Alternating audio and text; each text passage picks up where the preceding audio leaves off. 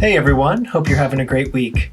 Today we are talking about a subject which really gets us from the macro level down closer to the micro foundations of theories of the press, theories of journalism. And that topic ultimately is a theory of values. We're going to be talking about media values, and certainly in our class discussion we'll be talking a bit more about formal regulations and how they might influence the way that journalists do their jobs on a day-to-day basis. But ultimately this discussion is all about values, how journalists conceive of those values, and how they essentially behave in their jobs on a day-to-day basis. And so if you recall last time we were thinking up at this macro level, sort of theoretical level, thinking about all these different models of the press that we can compare. This is just a variety of different approaches to this question of models of the press that we can glean from just a few different pieces of the literature. And even from just those three readings, we can pull out quite a number of these, right? We saw in Peterson's 1963 book chapter a discussion of authoritarian, libertarian, social responsibility, and Soviet totalitarian media styles, right? Media models. And then also from a couple of other authors, we heard about sort of the comparison between guard dog models, lapdog models, and then ultimately the propaganda model. The quite controversial sort of assertion of Noam Chomsky, and really that sort of range, right, of these different models really showed us that depending on the country, depending on the way that the press conceives of itself, and the way that a constitution of a country sets up the press, we can have very different sorts of creatures. And of course, dogs, right, are the prevailing sort of metaphor here to describe these models.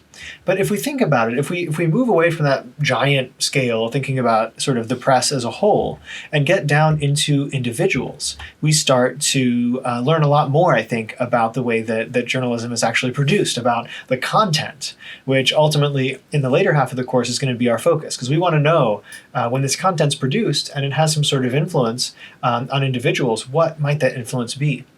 When people read news, when people consume news, what are the effects? And so to understand those effects, we have to first understand the practice. And so this is kind of the central question of this week, is how do members of the press actually do their jobs? And specifically, in what ways are their actions constrained by internal, social, and external forces? And so in the internal realm, which is what I'm going to be talking about for the next few minutes, is sort of the ethics and values, the way that journalists conceive of themselves and their role. We can also think about social norms, and certainly when we talk about Gans, Herbert Gans's sort of famous book, the chapter from the 1970s that we'll read, that has a lot to do with this sort of enforcement of social expectations in newsrooms. And then finally, we have to think about how politics plays a role in regulating the press in general, and sort of putting certain limits and certain sort of rules on top of these, more free-form kinds of internal and social restrictions. And so, again, how do members of the press do their jobs? It's complicated. It's certainly complicated. And the first thing I want to really think about is to tell a story of three different journalists. And certainly I encourage you to read this chapter that we have from Mindich very carefully. I think that this is one of the most interesting, most sort of provocative pieces that we'll read throughout the whole semester, because it compares these three historical journalists who were writing during the same period, sort of the 1830s, 1840s, in response, of course, to the issue of slavery. And we see in this comparison sort of three different visions of nonpartisanship, which of course is a very important kind of news value that many journalists hold to today. But even in the 1840s, we can see that these different journalists had extraordinarily different understandings of what that news value meant, about what nonpartisanship really was. And the first, of course, I've got this, the bust of Frederick Douglass here. If you ever go down to the Inner Harbor and you ever, walk along the promenade here in Harbor East, you'll be able to see this bust. Of course, this is incredibly important to those of us who live in Baltimore, because Frederick Douglass actually was born into slavery in Maryland, and actually was self-educated, actually lived in Baltimore, actually worked right almost exactly where this bust was for several years, taught himself to read. In his narrative of the life of Frederick Douglass, he actually describes how he would trick kids into helping him learn how to read by daring them, right, to tell him what different things said, to challenge them and say, I can read better than you can, and was incredibly entrepreneurial in doing that, found a way to become literate, it, and found ultimately a way to escape from bondage, and actually managed to run away and essentially trick a whole bunch of people into letting him on various steamboats and railway cars. Managed to find his way to New York City by 1838. After a short stint in Pennsylvania. And ultimately, he found his calling as a writer. And of course, Narrative of the Life was a publication that caused an enormous stir in America. Nobody had really heard the voice of an enslaved person before in that way.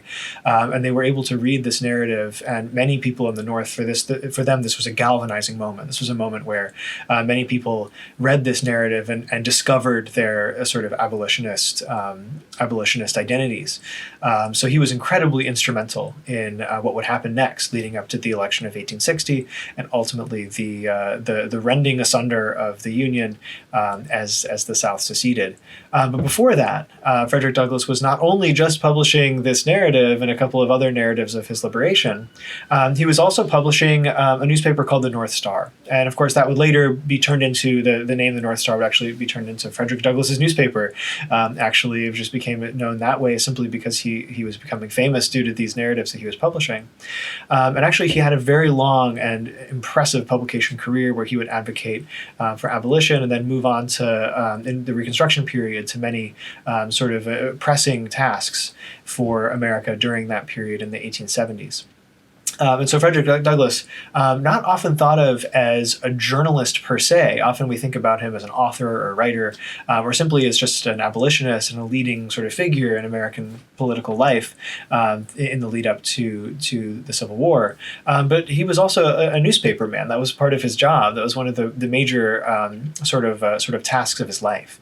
And if we look at Martin van Buren over here on the left of the screen here, running in the Free Soil Party, we can see that Douglass's news values are tremendously influenced by his story, his background, which Mindich sort of labels as this kind of activist nonpartisanship.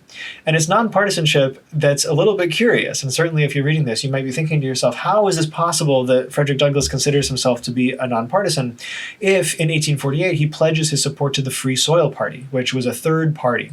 Again, if we think about the 1830s, 1840s, the big conflict in American politics was between the Democrats, which had sort of evolved out of Andrew Jackson's political movement. Andrew Jackson, as you might know, was a pretty racist dude who was pretty instrumental in the forced removal of Native Americans in much of the South.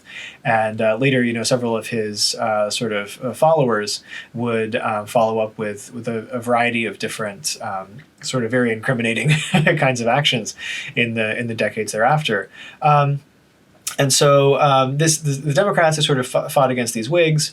And it turns out that actually Martin van Buren, who many people called the little magician because he was this very enterprising, very kind of conniving politician, actually ended up breaking off from the Democrats and joining the Free Soil Party during this 1848 crisis, where after the war with Mexico, America acquired vast amounts of territory, and there were big fights essentially about whether this new territory should be admitted to the Union as slavery states, obviously states that legalized slavery, or as free states. So the Free Soil Party essentially was a single issue party, more or less, that was essentially trying to get these states to be admitted as free soil parties, that is, free soil states, that is states where slavery was outlawed.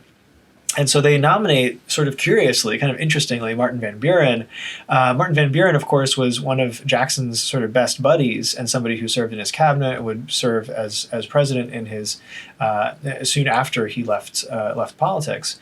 And so he's maybe an odd person to head this party that is sort of being supported in many ways in the North by these staunch and increasingly vocal abolitionists. And so Douglass looks at this situation and he says, look, Van Buren is not the best dude in the world. He's not somebody who really has my interests in mind, who really has the interests of the abolition movement in mind, to say anything of actually enslaved people. He doesn't really have their interest in mind whatsoever. In fact, one of the recurring themes here at that time is pretty much no one's actually thinking about the sort of thought processes, the political sort of willpower of enslaved people, or the potential for that. And it would actually come as a gigantic surprise during the Civil War that actually enslaved people, emancipated people who would find their political voice during emancipation, would actually start to become pivotal political actors in that moment. Really, the commentator who sort of points to this as being pivotal for the first time really was actually W.E.B. Du Bois, who actually writes about this in the 1920s and 30s. So it actually takes until that time for people to recognize, oh wait, maybe we should have actually listened to Black people as a political power, in the lead up and after the Civil War. Douglass, of course, as a free Black person at the time, was also not being often paid enough attention to, but nevertheless, despite his desire to essentially express himself and say, look, I will not be silenced. I'm the person to tell my story and to lead, this faction of abolitionism. I'm still going to endorse this party. I'm going to go ahead and do this. And to many abolitionists, this was seen as being sort of strange and sort of controversial to say, how could you support the Free Soilers? They're not essentially like ideologically pure enough. They're not anti-slavery enough for you to support. And so again, I encourage you to go back and read Mindich, to read a little bit more about Douglass's sort of mentality as to why he would say we should endorse the Free Soil Party, despite the fact that they're not perfect. It did not preclude, ultimately, his willingness to endorse this party to achieve the activist goals that he had in mind, which, of course, was abolition. Right? Obviously, he saw this as slavery as being an evil, and essentially trying to get to that point through whatever means possible. And we can compare this kind of mentality to William Lloyd Garrison, who was a ferocious, I've written here, ferocious Northern abolitionist from Massachusetts. Part of his abolitionist sort of crusade, as you can see here, right, at the sort of masthead of the Liberator, his newspaper, right. This is actually strongly influenced by a Northern religious movement called the Unitarians that would come to occupy a central position along with Quakers and other religious, sort of Christian religious sects in the North, would come to occupy an important place in abolition sort of movements across the country. And so he's got this really staunch sort of commitment to emancipation that, again, comes partially through his religious beliefs and partially through his zeal as sort of a political entity as well. Another thing that really sort of drove William Lloyd Garrison to extremes was another journalist, actually, who was murdered by a mob in Illinois in 1837 for espousing anti-slavery views. So you can see also in the West at that time, this was a place where these kinds of battles were reaching a boiling point. And we would see again later, with John Brown and other sort of events that, conflict was inevitable. But interestingly, William Lloyd Garrison actually had another Baltimore connection. Actually, he published a sort of a pamphlet for some time in Baltimore called The Genius of Universal Emancipation, trying to make the claim that emancipation was essentially the one and only way to move America forward. It was the only way that we would survive and thrive as a society, kind of as this masthead really shows you. And then finally, of course, he would end up publishing this Liberator, which some pundits would say that this would make him the most important man in America, partially because despite its relatively small readership, it would come to influence many political elites. In fact, one, Abraham Lincoln, would actually end up being, to some extent, persuaded by some of the arguments made in the Liberator over time. And so William Lloyd Garrison is sort of ideologically as extreme as you can get in terms of his staunch advocacy for abolition. And this essentially resulted in a certain amount of anti-partisanship. So because he's so anti-slavery, he essentially says, look, the Free Soil Party, like, I know many abolitionists are thinking about this as sort of a cart to hitch your horse to, as a political vehicle. But look, it's Martin van Buren. Okay, everyone knows who he is. He's best friends with Jackson. Like this is not a progressive party by any stretch of the imagination. Van Buren's insincere. He supported the gag rule, which is essentially a policy in Congress that said we can't talk about slavery. And he actually also opposed the Wilmot Proviso, which was essentially a proposal, essentially to uphold free soil policies in the West, before this election, and so this was to him a sort of key signals that you shouldn't hitch your cart to this horse at all, and so this was also a nonpartisanship, right? This is anti-partisanship to some extent, because while Garrison was maybe while Douglas was maybe more pragmatic in his willingness to compromise, perhaps with the political system, Garrison was a staunch sort of critic of the entire system. He essentially says the system is wrong, right? And I really, as we compare these people, I want you to think carefully about how the echoes of these kinds of statements can be seen in nonpartisanship today, right? Think about nonpartisans or anti-partisans who might say that, you might hear your friends talking like this, right? The system is broken, man. It doesn't matter if you vote for Republicans or Democrats or, whoever, the Bernie Sanders, it doesn't matter, right? Nobody's actually sort of ideologically pure in whichever ideological direction you want. Versus some people saying like, well, look, we got to vote for, Joe Biden or whatever, because, think about the alternative, or like, you got to hold your nose and vote for Trump because we don't want more, democratic policies. And so this is obviously two different forms of nonpartisanship. But of course, when we think back to what we've been talking about over the last week, these models of the press, we can also think about a third model, which is that of James Gordon Bennett. So came from Scotland, around 15 years of age, actually spent some time in South Carolina as his sort of first stop in the United States, which is actually quite interesting. One of his first jobs was there in Charleston, South Carolina, the sort of most, pro-slavery place in the country. And then he would eventually, move up to New York to pursue sort of anything he could get his hands on, right? He wanted to sell books, he wanted to teach. Eventually he got into the newspaper business because he was good at writing and he was good at reading. And he essentially launched eventually a newspaper, right? And this newspaper would become sort of very famous because it was essentially one of the first to really engage in hardcore sensationalism. So he would cover murders, he would cover all kinds of sporting events and social to-dos, very little of the kind of educational mission that some newspapers saw themselves supporting. But of course, you also have to remember that at that time, most newspapers were partisan. Right? Most newspapers were explicitly tied to certain partisan positions. You had Whig newspapers, you had Democratic newspapers, and sort of not that much in between. And so instead we have this other model that's devoted essentially to profit. And so it's actually interesting that he would pioneer a lot of innovations. I mean, things like, covering sports and things on your inside pages. That's actually something that these other papers didn't do. And he was able to essentially identify and fill a bunch of market niches. And so his nonpartisanship is nonpartisanship in the interest of profit. He's just trying to make a buck. And interestingly, right, as it turns out, his goal, his profit-seeking goal, would cause him to fall into what we call a niche. As I just mentioned, essentially he found a captive audience of individuals in the North that didn't really have a newspaper that would give them what they wanted.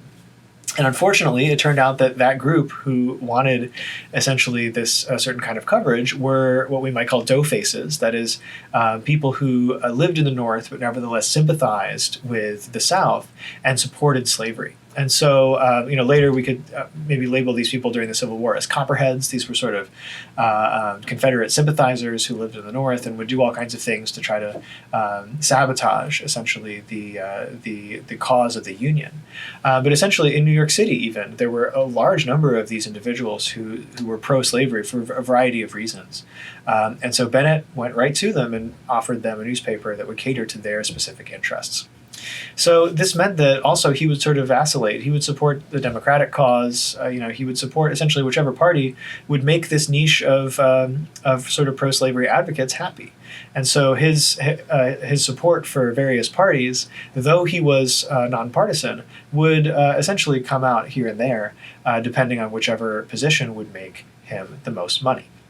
So really, we've got a series of extremes here. But if you think about it, all three of these publishers at face value are practicing nonpartisanship. They would claim, if you were to interview them, I am not a partisan, I am publishing a nonpartisan newspaper. And so if we think about nonpartisanship as being still today, maybe a name only, but for most mainstream journalists, a goal or a value, right? Something that journalists come up into the system and say, I'm not trying to support one party or the other. I'm trying to tell a story, or I'm trying to tell the truth, or I'm trying to, in some cases, advocate for certain things that I hold to be important.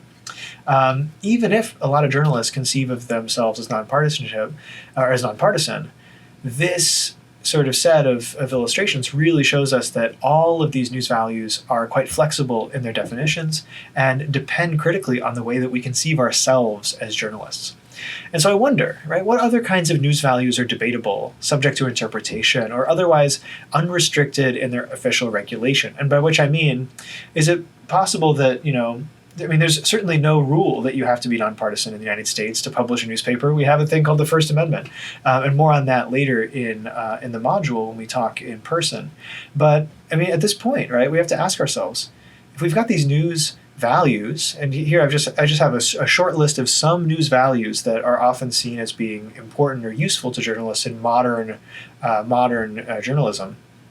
To what extent are these easily definable, or are there varieties, different ways to conceive of these things? Or maybe these things are controversial in that some people support these news values and other people turn away from them, right? So for example, one news value is negativity, which is to say that journalists are generally trained to learn that bad news is good news. And by that I mean, when a story is conveying some kind of bad news, that's actually good for the newspaper or that for the journalistic organization, because it means you're going to sell more, right? If it bleeds, it leads is the very sort of gross sort of saying for local news coverage. Your local TV news at 5 or whatever. If it bleeds, it leads is the kind of thing that the journalists will say to each other when they're seeking news stories with flashing sirens and lights and buildings on fire and murders and things, because that draws eyeballs. Certainly, though, this is not without controversy. You think about timeliness as well, right? New content's better than old content, but what does that mean? How new does it have to be, right? Do we have to drop everything we're doing and focus on a new story if it arises within the next 5 minutes? Or is it possible to track down a lead on a story that might take a month to tell, right? What is timeliness? Conflict, right? Focus on events where there's two parties that are competing in some way.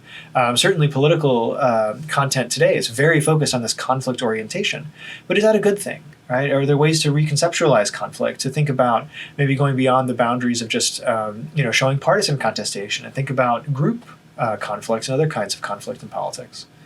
This one I think is very interesting, unambiguity, which is to say, don't give us this really fuzzy picture. Don't tell us a story from 10 angles, right? Give us at the end of the day sort of a more definitive conclusion about what's happening.